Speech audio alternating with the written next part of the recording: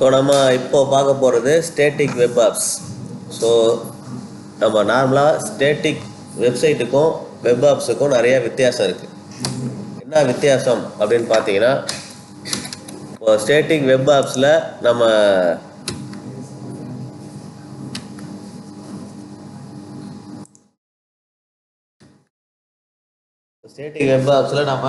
GitHub use பண்ண போகிறோம். So GitHub use பண்ணுறதால என்ன அட்வான்டேஜ்னு உங்களுக்கு தெரியும். நீங்கள் சேஞ்ச் பண்ணுறதா இருந்தால் ஈஸியாக நீங்கள் GitHubல போய் சேஞ்ச் பண்ணால் போதும், ஏதாவது மாடிஃபிகேஷன் இருந்ததுன்னா. ஆனால் இதுவே ஸ்டேட்டிக் வெப்சைட் நம்ம எதுவுமே பண்ணியிருக்கோம் அதிகம். அதில் நீங்கள் ஏதாவது சைட்டில் மாடிஃபிகேஷன் பண்ணணும் அப்படின்னா அந்த ஃபைலை டெலீட் பண்ணிவிட்டு திரும்ப தான் அப்லோட் பண்ணணும். அப்படி தானே பண்ணியிருப்போம். வெப்பு அப்படின்னு ஒரு கண்டெய்னரில் ஒரு ஃபைலான நம்ம அங்கே சேவ் பண்ணியிருப்போம். ஸோ ஆக்சுவலாக அதை நம்ம நோட் பேடில் ரெடி பண்ணி HTML.html சேவ் பண்ணி வச்சுருக்கணும். ஸோ அந்த ஃபைலை தான் அப்லோட் பண்ணியிருப்போம். ஸோ அந்த வெப்சைட்டில் ஏதாவது நீங்கள் சேஞ்சஸ் பண்ணணுன்னா அந்த ஃபைலை நீங்கள் சேஞ்ச் பண்ணணும். ஆனால் GitHubல அப்படி கிடையாது. நீங்கள் GitHub ரெபாசிட்டரி ஓப்பன் பண்ணி அந்த பர்டிகுலர் அந்த பார்ட்டை மட்டும் நீங்கள் எடிட் பண்ணிவிட்டு சேவ் பண்ணிட்டு வந்துடலாம். அப்படி தானே? அப்படி தான். நீங்கள் அதை ஃபுல்லாக டெலிட் பண்ணணுன்னு அவசியம் கிடையாது. நீங்கள் பர்டிகுலர் பார்ட்டை மட்டும் மாற்றிட்டு ரீப்ளேஸ் பண்ணிட முடியும் ஈஸியாக. ஆனால் இதுவே நீங்கள் ஸ்டேட்டிக் வெப்சைட் நம்ம ப்ரீவியஸாக பார்த்ததில் பார்த்தீங்கன்னா ஃபுல்லாகவே சேஞ்ச் பண்ணணும். நீங்கள் அதை டெலிட் பண்ணிவிட்டு திரும்ப அப்லோட் பண்ணணும். அப்போது அதை டெலிட் பண்ணுறதுக்கும் அப்லோட் பண்ணுறதுக்கும் இடையில உள்ள அந்த கேப்பில் உங்கள் வெப்சைட் அவைலபிளாக இருக்காது. ஸோ அந்த ப்ராப்ளம் இதில் இருக்காது. ஓகேவா? உங்களுக்கு CI/CD இன்டகிரேஷன் இருக்குது. இப்போ CI/CD அப்படின்னா என்னென்னு உங்களுக்கு தெரிஞ்சிருக்கும்னு நினைக்கிறேன். இப்போ CI/CD எதுக்காக வச்சுருக்கோம் அப்படின்னா, நீங்கள் அதோட அட்வான்டேஜ் சொன்னேன். இப்போ நம்ம ஏதாவது டெப்ளாய் பண்ண போகிறோம், ஏதாவது சேஞ்சஸ் பண்ண போகிறோம், இப்போ டெஸ்ட் பண்ண போகிறோம் அப்படின்னா மொத்த ஃபைலையும் நீங்கள் சேஞ்ச் பண்ண வேண்டியிருக்கும். ஸோ இதில் உங்களுக்கு CI/CD இன்டகிரேஷன் அந்த ஆப்ஷன் உங்களுக்கு கொடுத்துருக்கிறதுனால ஒரு ரெபாசிட்டரியில் போய் நீங்கள் ஒரு மைனர் சேஞ்சஸோ மேஜர் சேஞ்சஸோ ஈஸியாக பண்ணிக்க முடியும். ஸோ சேஞ்சஸ் ஈஸியாக இருக்கும். நீங்கள் GitHub ரெபாசிட்டரியில் உங்களோட டேட்டாவை வச்சுருக்கிறதுனால அதை நீங்கள் எவ்வளோ ஃபைல்லாம் வச்சுக்கலாம், இமேஜஸ் வச்சுக்கலாம். ஸோ எவ்வளோ அந்த கண்டென்ட்டை வேணாலும் உள்ள நீங்கள் ரெபாசிட்டரியில் டம்ப் பண்ணிக்க முடியும். அது HTML ஃபைல் தனியாக, CSS தனியாக, அதுக்கப்புறம் இமேஜ் ஃபைல் தனியாக. ஆனால் இதுவே நீங்கள் ஸ்டேட்டிக் வெப்சைட்டில் ஒரு ஃபைலுக்கு மேலே அப்லோட் பண்ண முடியாது. நம்ம ஒன்று தானே பண்ணியிருப்போம். .html அப்படிங்கிற ஒரே ஒரு ஃபைலை மட்டும் தான் அப்லோட் பண்ணியிருப்போம். கூட இமேஜஸ் அப்படிங்கிற ஃபோல்டரோ அதை நீங்கள் கம்ப்ரெஸ் பண்ணி நீங்கள் அப்லோட் பண்ணிங்கன்னா எடுத்துக்காது. .html அப்படிங்கிற எக்ஸ்டென்ஷனில் மட்டும்தான் இருக்கணுமே தவிர வேறு ஏதாவது கம்ப்ரெஸ் பண்ணி ஒரு ஃபோல்டராக நீங்கள் அப்லோட் பண்ணிங்கன்னா ஸ்டேட்டிக் வெப்சைட்டில் எடுத்துக்காது. ஸோ அந்த மாதிரி நிறைய ப்ராப்ளம் ஸ்டேட்டிக் வெப்சைட்டில் இருக்குது. இப்போ நம்ம ஒரு ப்ரொஃபஷ்னலாக ஒரு ஹோஸ்டிங் பண்ணணும் அப்படின்னு நினச்சோம்னா ஸ்டேட்டிக் வெப் ஆப்புக்கு போகணும். ஸோ ஸ்டேட்டிக் வெப்சைட் வேறு, வெப் ஆப் வேறு. அது வேறு சர்வீஸ், இது வேறு சர்வீஸ். ஸோ நம்ம ஸ்டேட்டிக் வெப்சைட் அப்படிங்கிற சர்வீஸில் நம்ம என்ன பண்ணியிருப்போம்னாக்கா அவங்க கொடுக்குற URL தான் யூஸ் பண்ண முடியும். டொமைன் நேம், இப்போ எக்ஸாம்பிளுக்கு அவங்க நம்ம என்ன நேமில் ஸ்டோரேஜ் அக்கௌண்ட் க்ரியேட் பண்ணியிருக்கோமோ அந்த நேமில் தான் நமக்கு URL க்ரியேட் பண்ணி கொடுத்துருப்பாங்க. அதில் 2 டாட் வரும். நம்ம ஸ்டோரேஜ் அக்கௌண்ட்டுக்கு அப்புறம் ஒரு டாட்டு, அதுக்கப்புறம் மைக்ரோசாஃப்ட் live.com மைக்ரோசாஃப்ட் லைவ், அதுக்கப்புறம் டாட் கொடுத்து நெட்டுன்னு கொடுத்துருப்பாங்க. ஸோ 2 டாட்டு உங்களோட வெப்சைட்டில் வரும். ஆனால் இங்கே நம்ம பார்த்தீங்கன்னா நமக்கு தேவையான அந்த டொமைன் நேமை நம்மளே சூஸ் பண்ணிக்கலாம். 3 ஃப்ரீ டொமைன் நமக்கு அவைலபிளாக இருக்குங்க. 3 டொமைன் நேம் வரைக்கும் நமக்கு ஃப்ரீ. ஆனால் அந்த கிரியேட் பண்ணுறதுக்கான டைம் பார்த்தீங்கன்னா 8 hours ஆகும். ஒரு டொமைன் நேம் உங்களுக்காக டெடிக்கேட்டடாக கொடுக்கணும், customer side customised domain name வேணும் அப்படின்னா 8 hours வெயிட் பண்ணணும். உடனே கிடைக்காது. நான் ஃப்ரீயாக கொடுக்குறதுனால 8 hours வெயிட் பண்ணால் தான் அவங்க அவைலபிலிட்டியை செக் பண்ணிவிட்டு நம்ம கொடுப்பாங்க. ஸோ அது வரைக்கும் அவங்க கொடுக்குற URL தான் நம்ம யூஸ் பண்ணுவோம் டெம்பரரியாக. நம்ம ஒரு அப்ளிகேஷன் பண்ணுற மாதிரி தான். இப்போ நம்ம ஒரு கவர்மெண்ட் ஜாபுக்கு அப்ளிகேஷன் போடுறோம் அப்படின்னா போட்ட உடனே கிடைச்சிடாது. அது டெஸ்ட் எக்ஸாம் எழுதணும், இன்டர்வியூ அட்டன் பண்ணணும். ஸோ அந்த மாதிரி ப்ராசஸ் இருக்கிற மாதிரி இங்கேயும் நம்ம அந்த டொமைன் நேமுக்கு ஒரு அப்ளிகேஷன் கொடுப்போம். அந்த அப்ளிகேஷன் ப்ராசஸ் ஆகிட்டு கம்ப்ளீட் ஆகிறதுக்கு 8 hours இருக்குது.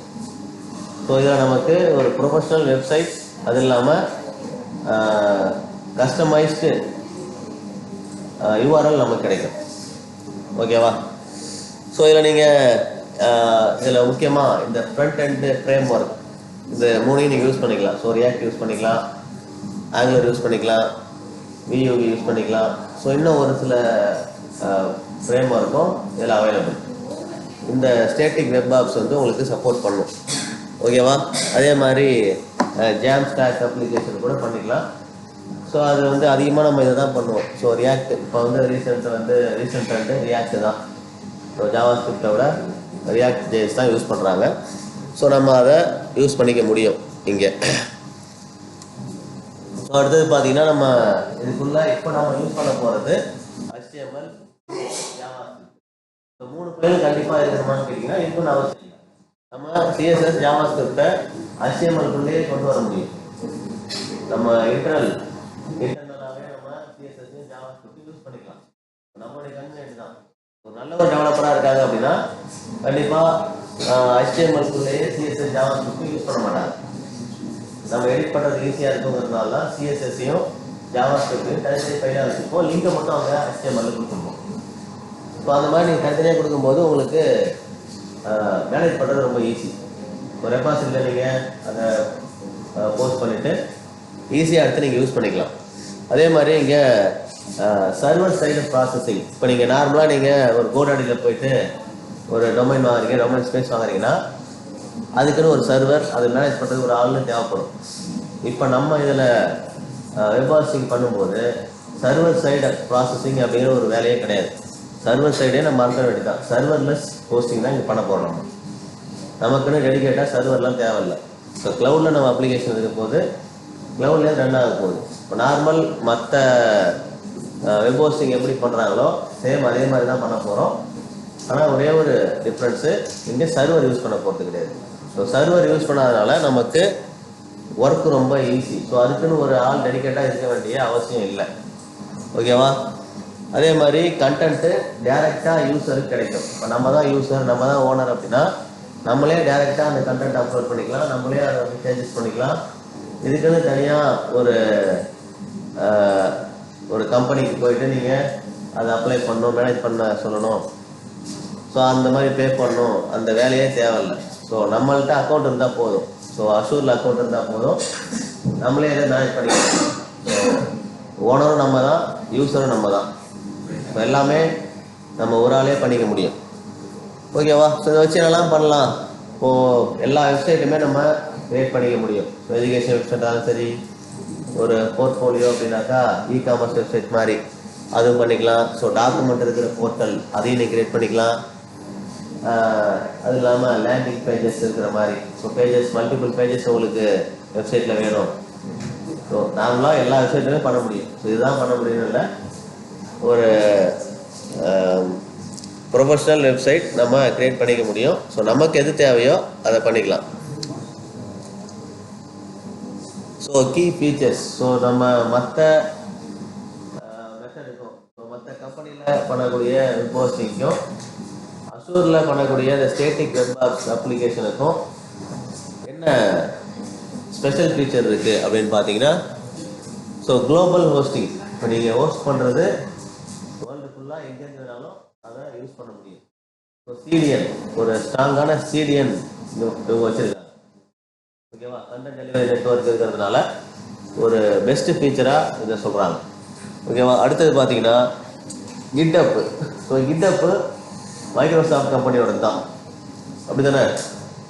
இப்போ GitHub கம்பெனி வந்து மைக்ரோசாஃப்டோட தான். ஸோ அதனால் ஈஸி இன்டெகிரேஷன் கிடைக்கும், உங்களுக்கு ஈஸியாக உங்கள் கனெக்ட் ஆகிடும். ஸோ நம்ம GitHub வந்து நம்ம மைக்ரோசாஃப்ட் கம்பெனியோடதுங்கிறதுனால ஈஸியாக நீங்கள் கனெக்ட் பண்ணிக்கலாம், யூஸ் பண்ணிக்கலாம். ஸோ எல்லாத்தையும் நம்ம பண்ணிக்க. சரிப்பா, கவனிங்க. ஸோ இப்போ நம்ம GitHub கூட ஈஸியாக கனெக்ட் பண்ணிக்க முடியும். ஏன்னா சேம் கம்பெனிங்கிறதுனால உங்களுக்கு கனெக்டிவிட்டி ஈஸியாக நம்ம பண்ணிக்க முடியும். அடுத்தது HTTPS. So secure SSL certificate. So certificate அவங்களே SSL சர்டிஃபிகேட் கொடுத்துருவாங்க. அது இல்லாமல் HTTPS ஆப்ஷன் உங்களுக்கு இருக்குது. வெறும் HTTP கொடுப்பாங்க. ஸோ நீங்கள் மற்ற வெப்சைட்லாம் போயிட்டா HTTPக்கு தனியாக HTTPS தனியாக பே பண்ணணும். செக்யூராக இருந்தால் அதுக்கு பேமெண்ட் அதிகம். வெறும் HTTPனா அதுக்கு பேமெண்ட் கம்மி. ஸோ இங்கே உங்களுக்கு கொடுக்குறதே வந்து HTTPS தான் கொடுப்பாங்க. நார்மலாக எல்லா வெப்சைட்டுக்குமே HTTPS தான் அவங்க ப்ரொவைட் பண்ணுறாங்க. அதில் டிஃப்ரென்ஸ் காட்டுறது இல்லை. ஓகேவா? ஸோ ஃப்ரீயாக SSL சர்டிஃபிகேட் நீங்கள் ஓடாடிலே மற்ற போயிங்கன்னா அதுக்கு பே பண்ணணும். SSL சர்டிஃபிகேட் வேணும்னா அதுக்கு தனி பேமெண்ட் உண்டு. ஸோ இதில் அதுக்கான பேமெண்ட் கிடையாது. அடுத்தது அத்தன்டிகேஷன் ஆத்தரைசேஷன்.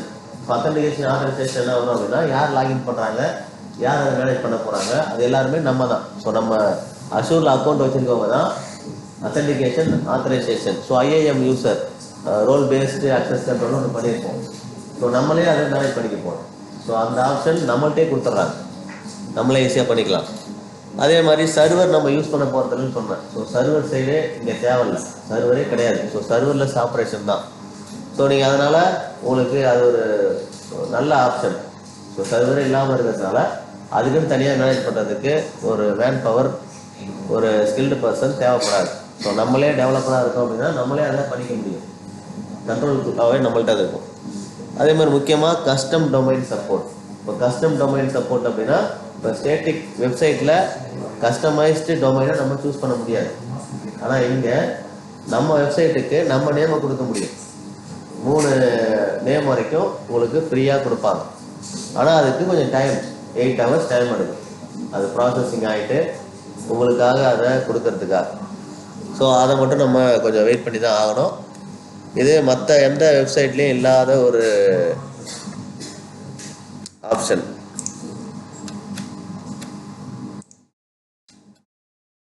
ஓகேவா? ஸோ எப்படி நம்ம இங்கே உள்ள ஸ்டேட்டிக் வெப் ஆப்பை யூஸ் பண்ண போகிறோம்? சிம்பிளாக ஒரு 2 ஸ்டெப்பு தான். முதல்ல GitHubல நம்மளுடைய கண்டென்ட்டை ரெபாசிட்டரியில் பேஸ்ட் பண்ணிடணும். ஓகேவா? HTML ஃபைலோ, CSS ஃபைலோ, JavaScript ஃபைலோ ஒரு ரெபாசிட்டரி கிரியேட் பண்ணி அந்த ரெபாசிட்டரிக்குள்ளே நம்மளுடைய கண்டென்ட்டை டம்ப் பண்ணிக்கணும். ஸோ டம்ப் பண்ணதுக்கப்புறம் அடுத்து என்ன பண்ணணும்? அஷூருக்கு வந்துட்டு அஷூரில் static web apps, web application அப்படிங்கிற சர்வீஸை ஓப்பன் பண்ணி அதில் ஒரு அக்கௌண்ட் கிரியேட் பண்ணணும். இப்போ நார்மலாக நம்ம விர்ச்சுவல் மிஷின் கிரியேட் பண்ணுற மாதிரி தான். ஸோ பேசிக்கு, அட்வான்ஸு, ஸோ இந்த மாதிரி டேப் இருக்கும். அதில் நம்ம தேவையான டீட்டெயிலாக அங்கே கொடுப்போம். கொடுத்துட்டு அதை கிரியேட் பண்ணிவிட்டு டெப்ளாய்மெண்ட் கம்ப்ளீட் ஆச்சுன்னா நார்மலாக விர்ச்சுவல் மிஷினை கனெக்ட் பண்ணுற மாதிரி இங்கேயும் அந்த கனெக்ட் பண்ணுற ஆப்ஷன் இருக்காது, வெப்சைட்டை லான்ச் பண்ணுற ஆப்ஷன் இருக்குது. ஸோ அங்கே போய் நம்ம ஈஸியாக பண்ணிக்க முடியும். இங்கே நம்ம ஒரு 4 ஸ்டெப்பு கொடுத்துருப்போம். ஆனால் நம்ம 2 ஸ்டெப்பு தான் மெயினாக சொல்லலாம். GitHubல டம்ப் பண்ணோம், அஷூரில் ஸ்டேட்டிக் வெப் அப்ளிகேஷன் அப்படிங்கிற அந்த ப்ராசஸை கம்ப்ளீட் பண்ணணும். ஸோ ஒரு அப்ளிகேஷனை கம்ப்ளீட் பண்ணிவிட்டு நம்ம டெப்ளாய்மெண்ட் பண்ணிட்டா போதும். ஸோ நம்மளுடைய வெப்சைட் அந்த ஸ்டேட்டிக் வெப் ஆப் அப்படிங்கிற சர்வீஸ் கூட இருக்கும். தேவைப்படும் போது எடுத்து அதை யூஸ் பண்ணிக்கலாம். ஸோ கடைசியாக என்ன பண்ணுவோம்? இனிஷியலாக அவங்க கொடுக்குற டொமைன் தான் வரும், அவங்க கொடுக்குற டொமைன் நேம் தான் வரும். நம்ம அதை கஸ்டமைஸ் பண்ணுவோம். அக்கௌண்ட்டை க்ரியேட் பண்ணி முடிச்சதும் கஸ்டமைஸ் நேமை நம்ம செலக்ட் பண்ணோம். ஸோ ஸ்டார்டிங்லேயே அது பண்ண முடியாது, ப்ராசஸ்லாம் முடிஞ்சதுக்கப்புறம் அதுக்காக நம்ம அப்ளை பண்ணணும். ஸோ அப்ளை பண்ணி தான் நம்ம வாங்கணும், அது பண்ண போகிறோம். ஸோ அதே மாதிரி இங்கே சர்வர் மேனேஜ்மெண்ட், அதாவது சர்வரே இல்லைன்னு சொல்லிட்டோம். ஸோ சர்வர் இல்லாதனால சர்வர் சைடு ஒர்க்கே நமக்கு தேவையில்லை. ஸோ பேக் எண்டில் போய் நம்ம தனியாக அதுக்காக ஒர்க் பண்ண போகிறோம் அப்படின்னா கிடையாது. எல்லாமே கிளியராக நம்ம ஒரு ஃப்ரண்ட் எண்டில் என்ன பண்ணுறோமோ ஜஸ்ட்டு ஒரு காப்பி பேஸ்ட் பண்ணுற ஒர்க்கு தான் பண்ண போகிறோம். ஸோ டேட்டா பேஸ் கனெக்டிவிட்டியோ அந்த மாதிரி எதுவுமே இங்கே நம்ம பண்ண போகிறதில்ல. ஸோ PHP இதெல்லாம் சொல்லுவாங்க இல்லையா, அந்த மாதிரி எந்த இதுவுமே நமக்கு தேவையில்லை. ஓகேவா? சிம்பிளாக நம்ம ஒரு டெவலப்பராக கண்டென்ட்டை மட்டும் கொண்டு போனால் போதும், எல்லா ஒர்க்கும் முடிஞ்சு நம்மளுடைய அந்த வெப்சைட்டு கிடச்சிரும். ஓகேவா? வெப்சைட்டை ஹோஸ்ட் பண்ணுறதுக்கு ஒரு நல்ல சர்வீஸ் இந்த ஸ்டேட்டிக் வெப் ஆப்ஸ். ஓகேவா? ஸோ எதெல்லாம் சப்போர்ட் பண்ணுது அப்படின்னு பார்த்தீங்கன்னா HTML, CSS, JavaScript. நார்மலாக ஒரு வெப்சைட்னா இது 3 யூஸ் பண்ணால் நல்லாயிருக்கும். ரியாக்டு, ஆங்குலர், VUV, ஸோ அதையும் சப்போர்ட் பண்ணுது. அதுக்கப்புறம் பிளேசர் வெப் அசம்பிளி இப்போ ரீசெண்டாக யூஸ் பண்ண ஆரம்பிச்சிருக்காங்க. ஸோ அதுவும் உங்களுக்கு உண்டு. அடுத்தது ஏபிஐ பேக்அண்ட். ஸோ இந்த அஷூர் அப்ளிகேஷன் ஒரு சர்வீஸ் இருக்குது. ஸோ அது கூட நீங்கள் இந்த வெப் ஆப்ஸ், ஸ்டேட்டிக் வெப் ஆப்ஸை கனெக்ட் பண்ணிக்க முடியும். ஸோ அது ஒரு தனி சர்வீஸ். அந்த சர்வீஸும் இது கூட இன்டகிரேஷன் ஆகும். அதில் ஒரு அடிஷ்னல் பெனிஃபிட் அது. ஸோ நம்ம ப்ரீவியஸாக பார்த்த ஸ்டேட்டிக் வெப்சைட்டுக்கும் வெப் அப்ளிகேஷனுக்கும் என்ன டிஃப்ரென்ஸ், ஸோ உங்களுக்கு அது தெரியணும் இல்லையா? ஸோ அதுக்காக தான் இந்த டிஃப்ரென்ஸை கொண்டு வந்திருக்கோம். ஸோ இப்போ நம்ம பார்க்க போகிறது ஸ்டேட்டிக் வெப் ஆப்ஸ். ஸோ அதில் உங்களுக்கு கிட்டப்போட சிஐசிடி, ஸோ அந்த ஆப்ஷன் இருக்கிறதுனால நீங்கள் ஈஸியாக எடிட் பண்ணிக்க முடியும். சேஞ்சஸ் அதே மாதிரி நீங்கள் அந்த நேரத்தில் ஏதாவது சேஞ்ச் பண்ணோம் அப்படின்னா ஈஸியாக கிட்டப்பில் போய் பண்ணிக்க முடியும். ஆனால் இதில் ஸ்டேட்டிக் வெப்சைட்டில் நீங்கள் தான் அப்லோட் பண்ணுவீங்க மேனுவலாக. ஸோ ஒரே ஒரு ஃபைலை மட்டும் அப்லோட் பண்ணிவிட்டு அதை லான்ச் பண்ணி நம்ம அந்த யூஆர்எல் அவங்க கொடுக்குற அஷூரோட யூஆர்எல் தான் நம்ம யூஸ் பண்ண முடியும். ஓகேவா? ஸோ ஏபிஐ இன்டகிரேஷன் உங்களுக்கு இருக்குது. இப்போ தான் சொன்னோம், நம்ம அஷூர் ஃபங்க்ஷன் கூட ஏபிஐ இன்டகிரேஷன் சேர்த்தே கொடுத்துட்றாங்க. ஆனால் இதுவே ஸ்டேட்டிக் வெப்சைட்டில் பேக் எண்டே கிடையாது. நீங்கள் ஜஸ்ட்டு அப்லோட் பண்ணிட்டு போயிடுவீங்க, அவ்வளோதான். நீங்கள் பேக் எண்டில் போய் எதுவும் ஒர்க்கே பண்ண முடியாது. ஆனால் இங்கே பார்த்தீங்கன்னா உங்களுக்கு ஏபிஐ இன்டகிரேஷன் இருக்குது, கிட்டப்போட சப்போர்ட் இருக்குது. ஸோ நீங்கள் வெப்சைட் பார்ட் லான்ச்சில் இருக்கும், நீங்கள் பேக் எண்டில் ஒர்க் பண்ணி ஏதாவது சேஞ்சஸ்லாம் பண்ணிக்கலாம். அதே மாதிரி ஃப்ரேம் ஒர்க்கு, இப்போ நம்ம சொன்ன ரியாக்டு, ஜாவா ஸ்கிரிப்டு, இந்த ஃப்ரேம் ஒர்க்கு எல்லாமே உங்களுக்கு ஸ்டேட்டிக் வெப் ஆப்ஸில் சப்போர்ட் பண்ணும். ஆனால் ஸ்டேட்டிக் வெப்சைட்டில் பேசிக்காக ஸ்டேட்டிக்காக இருக்கிற ஃபைல் மட்டும்தான், அதாவது ஃபிக்ஸ்டு ஃபைல்ஸ் மட்டும்தான் அங்கே ஒர்க் பண்ணும். ஸோ ஒன்ஸ் நீங்கள் அப்லோட் பண்ணால் அவ்வளோதான், அதை சேஞ்சஸ் பண்ண முடியாது. சேஞ்சஸ் பண்ணுன்னா வெப்சைட்டை கொஞ்சம் நேரம் நிறுத்திட்டு அதுக்கப்புறம் தான் நீங்கள் சேஞ்சஸ் பண்ண முடியும். ஆனால் ஸ்டேட்டிக் வெப் அப்ளிகேஷனில் அப்படி கிடையாது. ஓகேவா? ஸோ ஆப் க்ரியேட் பண்ணுறதுக்கு ஒரு நல்ல சர்வீஸ் அப்படின்னா ஸ்டேட்டிக் வெப் ஆப்ஸ். இதுவே நீங்கள் வெறும் சிம்பிள் சைட்டு, நீங்கள் ஒரு அட்வான்ஸாக ஃப்ரேம் ஒர்க்லாம் யூஸ் பண்ணாமல் ஒரு பேசிக்காக ஒரு சைட்டு மட்டும் யூஸ் பண்ண போகிறீங்க, ஒரு சைட்டு இருந்தால் போதும், சைட்டு மாதிரி இருந்தால் போதும்னு நினைக்கிறீங்கன்னா அதுக்கு ஸ்டேட்டிக் வெப்சைட்டை நீங்கள் யூஸ் பண்ணிக்கலாம். ஜென்ரலாக ஒரு எஜுகேஷன் பர்பஸுக்கு ஒரு ப்ராஜெக்ட் ரிப்போர்ட் ப்ராஜெக்ட் எதாவது பண்ணுறீங்க, ஸோ அந்த மாதிரி ஒரு சிம்பிளாக பண்ணி காட்டணும் அப்படின்னா அதுக்கு ஸ்டேட்டிக் வெப்சைட் ஒரு பெஸ்ட் ஆப்ஷன். இங்கே செலவும் கிடையாது, சிம்பிளாகவும் பண்ணிடலாம். ஸோ பெனிஃபிட்னு பார்த்தீங்கன்னா ஈஸியாக டெப்ளாய் பண்ணிடலாம். இப்போ நம்ம ஸ்டேட்டிக் வெப் அப்ளிகேஷனை நம்ம கண்டென்ட்டு ரெபாசிட்டியில் இருக்க போது ஜஸ்ட்டு நீங்கள் அந்த ஆப்ஷனை மட்டும் க்ரியேட் பண்ண போகிறீங்க, அவ்வளோதான். சரி, இப்போ நம்ம ஸ்டேட்டிக் வெப் ஆப்ஸை எங்கெல்லாம் யூஸ் பண்ணலான்னு பார்த்தீங்கன்னா காலேஜ் ட்ரைனிங் வெப்சைட். ஸோ அதெல்லாம் வந்து ரொம்ப ஹைஎண்டாக இருக்காது, ரொம்ப கிராஃபிக்ஸ் இல்லாமல், ஸோ ரொம்ப நீங்கள் அந்த ஃப்ரேம்வொர்க்லாம் யூஸ் பண்ணாமல் தான் பண்ணியிருப்பாங்க. ஸோ அந்த மாதிரி வெப்சைட்டுக்கு பண்ணலாம். எஜுகேஷன் போர்ட்டல், பைஜூஸ், இந்த மாதிரி கோர்சரா, இந்த மாதிரி எஜுகேஷன் போர்ட்டல். ஸோ அங்கே இந்த வெப் அப்ளிகேஷன் அப்படிங்கிற இந்த சர்வீஸை யூஸ் பண்ணிக்கலாம். Start up landing pages. So நீங்கள் இது எல்லாமே நம்ம பேசிக்காக சொல்ல வருது என்னென்னா, ரொம்ப அதிகமாக பேஜஸ் இல்லாமல் ஒரு பேசிக்காக இருக்கிற வெப்சைட்டுக்கு நல்லாயிருக்கும். அதே மாதிரி டாக்குமெண்டேஷன் சைட்டு. ஸோ டாக்குமெண்டேஷன் பொறுத்த வரைக்கும் இந்த விக்கிபீடியா மாதிரி வெப்சைட், ஸோ அதுக்கும் நீங்கள் இதை யூஸ் பண்ணலாம். Front and demo apps. So just நீங்கள் உள்ள கண்டென்ட் இல்லாமல் வெறும் ஒரு அவுட்லைன் மாதிரி டெம்ப்ளேட் மாதிரி இருக்கிற வெப்சைட்டுக்கும் நீங்கள் இதை யூஸ் பண்ணலாம்.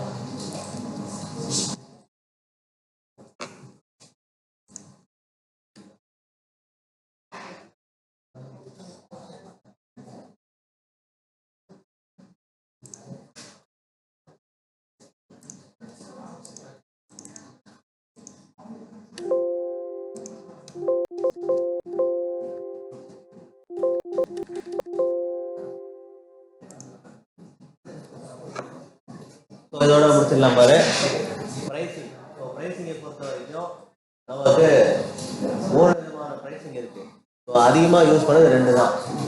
ஓகேவா? அந்த ப்ரைஸிங் நம்ம ப்ராக்டிக்கலாக ஒர்க் அவுட் பண்ணும்போது நான் காட்டுறேன். ஓகேவா? So first free tyre. So இது நம்ம ஜஸ்ட் ப்ராஜெக்ட் ஒர்க்கு. இப்போ நம்ம யூஸ் பண்ண போகிறது இந்த வெர்ஷன் தான். ஸோ இதுலேயே வந்து நமக்கு 3 கஸ்டமைஸ்டு டொமைன் கொடுக்குறாங்க. இது வேறு யாரும் கொடுக்க மாட்டாங்க. ஸோ நீங்கள் மற்ற AWSஓ கூகுள்லேயே போனீங்கன்னா அதுக்கும் நீங்கள் பே பண்ணணும். இதில் 3 கஸ்டமைஸ்டு வெப்சைட்டுக்கு நீங்கள் பே பண்ண வேண்டிய அவசியம் இல்லை. ஃப்ரீயாக கொடுத்துறாங்க. நீங்கள் ஒரு ஒரிஜினல் வெப்சைட் மாதிரியே நீங்கள் யூஸ் பண்ணிக்க முடியும். ஸ்டாண்டர்ட் டயர் போனீங்கன்னா உங்களுக்கு அதில் சார்ஜஸ் அப்ளிகபிள் ஆகும். அட்வான்ஸ் ஃபீச்சர்ஸ் இருக்கும். ஸோ அந்த பிளான் டீட்டெயிலாக நான் ப்ராக்டிக்கல் ஒர்க் அவுட் பண்ணும்போது இப்போ நம்ம ஒர்க் அவுட் பண்ண போகிறோம். ஸோ அதில் நம்ம டீட்டெயிலாக ஓகேவா? ஸோ இப்போ நம்ம அடுத்து என்ன பண்ணுவோம், ஒர்க் அவுட் பண்ண ஸ்டார்ட் பண்ணிடலாம்.